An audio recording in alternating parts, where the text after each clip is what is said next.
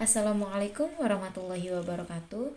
Saya Yuli Widiawati dengan NPM 1851040002 beserta rekan-rekan saya yaitu Nurjanah dengan NPM 1851040009, Rosita Apriani dengan NPM 1851040133, Hanifah Indah Pratiwi dengan NPM 1851040057.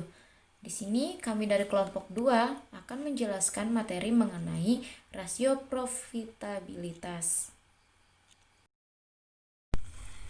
Rasio profitabilitas merupakan rasio yang digunakan untuk menilai kemampuan suatu perusahaan dalam menghasilkan laba dan mencari keuntungan dari aktivitas bisnisnya tersebut. Rasio ini juga menjadi tolak ukur efektivitas manajemen suatu perusahaan. Hal tersebut ditunjukkan oleh laba yang dihasilkan dari penjualan perusahaan dan pendapatan investasi dari perusahaan tersebut. Baik, di sini saya Nurjana akan melanjutkan materi selanjutnya, yaitu profitabilitas bertujuan untuk yang pertama yaitu mengukur tingkat efektivitas manajemen dalam menjalankan operasional perusahaan. Pengukuran rasio profitabilitas dilakukan untuk memonitor dan mengevaluasi tingkat perkembangan keuntungan dari waktu ke waktu. Yang kedua yaitu membandingkan dan menilai posisi laba perusahaan tahun sebelumnya dengan tahun sekarang. Yang ketiga, mengetahui produktivitas dari seluruh dana perusahaan yang digunakan, baik itu modal pinjaman maupun modal sendiri. Dan yang keempat, mengukur margin laba kotor atas penjualan bersih, mengukur margin laba operasional atas penjualan bersih, dan mengukur margin laba bersih atas penjualan bersih. Selanjutnya, ada return on asset, yaitu menilai persentase keuntungan atau laba yang diperoleh perusahaan terkait sumber daya atau total aset, sehingga efisiensi suatu perusahaan dalam mengelola asetnya bisa dilihat dari rasio ini. Perhitungan ROA yaitu laba bersih dibagi dengan total aset. Demikian materi yang dapat saya sampaikan. Saya Rusta Priani akan menjelaskan tentang pengertian Return of Equity. Return of Equity adalah hasil perbandingan antara laba bersih perusahaan setelah dikurangi pajak dan total modal yang dimilikinya. Kemudian ada rumus Return of Equity.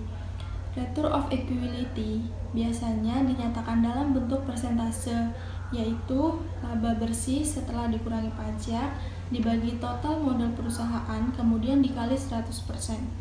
Untuk menghitung laba bersih harus mencari laba kotor perusahaan yang diperoleh dari penjualan. Kemudian laba kotor tersebut dikurangi ke seluruh beban yang harus dibayar oleh perusahaan.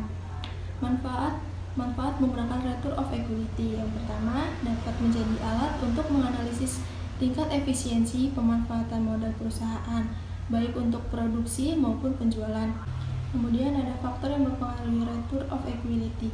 Yang pertama, rasio aktivitas.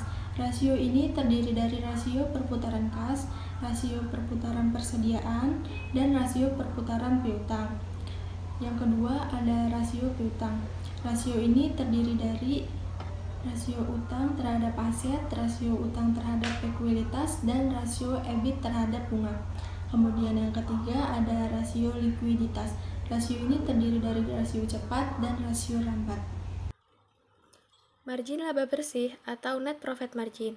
Net profit margin atau margin laba bersih merupakan rasio profitabilitas untuk menilai persentase laba bersih yang didapat setelah dikurangi pajak terhadap pendapatan yang diperoleh dari penjualan.